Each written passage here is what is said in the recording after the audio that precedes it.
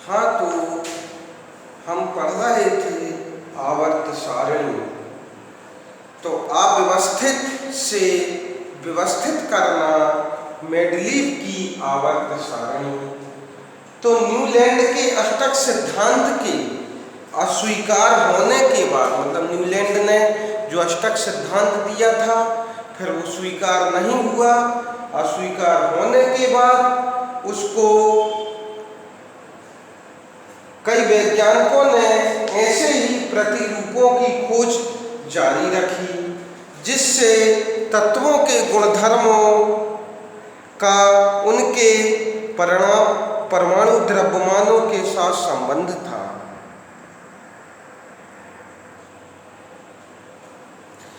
तो मतलब बहुत सारे वैज्ञानिकों ने फिर आवर्त सारणी के विषय में जानकारी दी और उनके परमाणु द्रव्यमान के साथ संबंध स्थापित हो सके।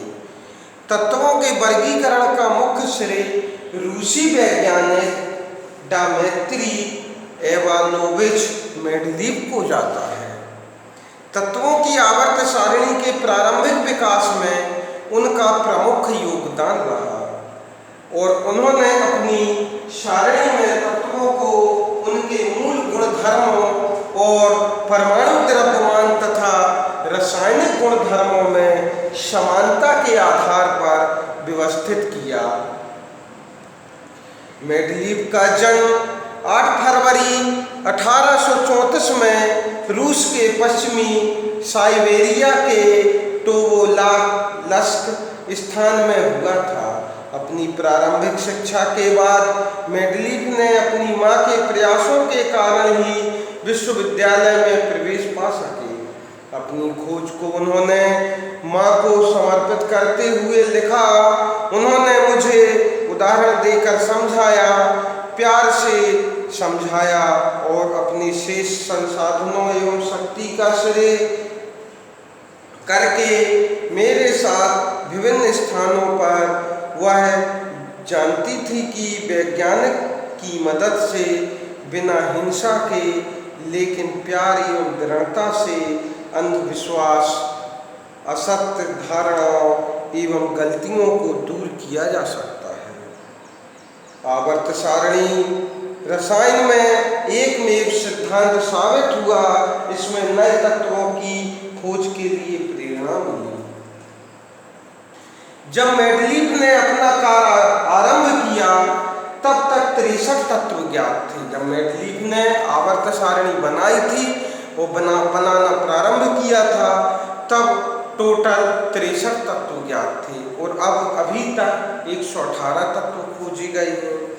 उन्होंने तत्वों के परमाणु द्रव्यमानों एवं उनके भौतिक रासायनिक गुणधर्मों के बीच संबंध, उन्होंने परमाणु द्रव्यमान एवं उनके भौतिक और रासायनिक गुणधर्मों के बीच संबंध का अध्ययन किया। मतलब परमाणु द्रव्यमान क्या है और उनके बीच भौतिक और रासायनिक गुण कौन कौन से मिलते हैं, कौन कौन से नहीं मिलते हैं, उनके बारे में उन्होंने अध्ययन किया। रासायनिक गुणधर्मों के अंतर्गत मेंडलीव ने तत्वों के ऑक्सीजन एवं हाइड्रोजन के साथ बनने वाले यौगिक पर अपना ध्यान केंद्रित किया। तो मेंडलीव ने रासायनिक गुणधर्मों के अंतर्गत ऑक्सीजन एवं हाइड्रोजन के साथ, मतलब ऑक्सीजन और हाइड्रोजन के साथ बनने वाले यौगिक कौन कौन से यौगिक बनते हैं उस पर भी अपना ध्यान केंद्रित किया। उन्होंने ऑक्सीजन एवं हाइड्रोजन का इसलिए चुनाव किया क्योंकि अत्यंत सक्रिय थे, मतलब ये सबसे ज़्यादा सक्रिय तत्व हैं। इस कारण से उन्होंने ऑक्सीजन और हाइड्रोजन का चुनाव किया तथा अधिकांश तत्वों के साथ यौगिक बनाते हैं। तत्व से बनने वाले हाइड्राइड एवं ऑक्साइड के सूत्र को तत्वों के वर्गीकरण के लिए मूलभूत गुणधर्म माना गया। फिर उन्होंने 63 कार्ड लिए और प्रत्येक कार्ड पर अलग अलग तत्व के गुणधर्मों को लिखा। मतलब उन्होंने 63 तत्व थे तो 63 कार्ड लिए और 63 कार्ड पर अलग अलग तत्वों के गुणधर्मों के बारे में लिखा। उन्होंने सामान्य गुण धर्म वाले तत्वों को अलग कर दिया। फिर लिखने के बाद जिसके गुण एक दूसरे से मिलते थे उनको अलग कर दिया तथा इन पत्तों को पिन लगाकर दीवार पर लटका दिया। उन्होंने देखा कि अधिकांश तत्वों को आवर्त सारणी में स्थान मिल गया था तथा अपने परमाणु द्रव्यमान के आरोही क्रम में ये तत्व व्यवस्थित हो गए। यह भी देखा गया कि भौतिक एवं रासायनिक गुणधर्म वाले विभिन्न तत्व एक निश्चित अंतराल के बाद फिर आ जाती हैं। इसी आधार पर मेंडलीव ने आवर्त सारणी बनाई जिसका सिद्धांत था तत्वों के गुणधर्म उसके द्रव्यमान का आवर्त फलन होता है। मतलब जो भी सारणी बनाई गई थी जिस परमाणु द्रव्यमान के आवर्ती फलन होता है। आवर्ती फलन मतलब परमाणु द्रव्यमान मतलब परमाणु द्रव्यमान के बढ़ते क्रम के आधार पर उन्होंने ये सारणी को बनाया। मेंडलीव की आवर्त सारणी में ऊर्ध्व को गुरु या समूह तथा क्षैतिज पंक्तियों को आवर्त कहते हैं। मतलब समूह और आवर्त कहा गया।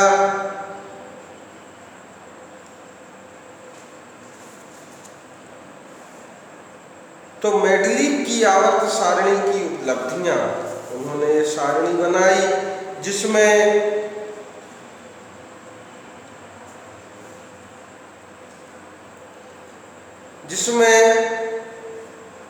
से समूह और आवर्त में बांटा गया। मतलब जो इस प्रकार की लाइनें हैं उनको आवर्त कहा गया, ये आवर्त होंगे और ये समूह होंगे। तो आवर्त सारणी व्यवस्थित करते समय मेंडलीव को सारणी में अधिक द्रव्यमान वाले तत्वों को कभी कम द्रव्यमान वाले तत्व से पहले रखना पड़ा। मतलब कुछ ऐसी भी स्थितियां बनी कि अधिक द्रव्यमान वाले तत्वों को कम द्रव्यमान वाले तत्वों के सामने उनको रखना पड़ा। क्रम इसलिए उलटना पड़ा ताकि सामान्य गुण वाले तत्वों को एक साथ रखा जा सके। इसलिए क्रम पलटना पड़ा क्योंकि सामान्य गुण धर्म वाले तत्वों को एक साथ रख सकें। उदाहरण के लिए कोबाल्ट परमाणु का द्रव्यमान 58.9 और सारणी में निकेल परमाणु का द्रव्यमान 58.7 से पहले है। सारणी में 5.4 में देखकर आप ऐसे ही अन्य विसंगति ढूंढ सकते हैं। इसके अतिरिक्त मेंडलीव ने अपनी आवर्त सारणी में कुछ रिक्त स्थानों को छोड़ दिया। इन रिक्त स्थानों को दोष के रूप में देखने की बजाय मेंडलीव ने दृढ़तापूर्वक कुछ ऐसे तत्वों के अस्तित्व का अनुमान किया जो उस समय तक ज्ञात नहीं थे। इनका नामकरण उन्होंने उसी समूह में इससे पहले आने वाले तत्वों के नाम में एकाएक संस्कृत शब्द उपसर्ग लगाकर किया और जैसे बाद में ज्ञात तत्वों वाले स्कैंडियम, गैलियम, जर्मेनियम के गुणधर्म क्रमशः एकाएक बोरान, एल्यूमिनियम, सिलिकॉन के समान थे। मेंडलीव द्वारा अनुमानित एल्यूमिनियम तथा बाद में ज्ञात गैलियम के गुणधर्म को सारणी 5.5 में सूचीबद्ध किया गया। इससे मेंडलीव की आवर्त सारणी की परिशुद्धता तथा उपयोगिता के ठोस प्रमाण मिल गए। इसके अलावा मेंडलीव के अनुमान की असाधारण सफलता के कारण रसायन वैज्ञानिकों ने उनकी आवर्त सारणी को न केवल स्वीकार किया अपितु उनको इस सिद्धांत की अवधारणा का सृजक भी माना जाता है। उत्कृष्ट गैसें जैसे हीलियम, नियोन, आर्गन का पहले भी कई संदर्भ में उल्लेख किया गया। इन गैसों का पता देर से चला क्योंकि ये अक्रिय हैं, मतलब जो किसी से क्रिया नहीं करती हैं। वायुमंडल में इनकी मात्रा बहुत कम है। मेंडलीव की आवर्त सारणी की एक विशेषता यह भी थी कि कि जब इन गैसों का पता चला तब पिछली व्यवस्था को छोड़े बिना ही उन्हें नए समूह में रख दिया गया। फिर मेंडलीव के वर्गीकरण की सीमाएं। हाइड्रोजन का इलेक्ट्रॉनिक विन्यास क्षार धातुओं से मिलता है, तो क्षार धातुओं की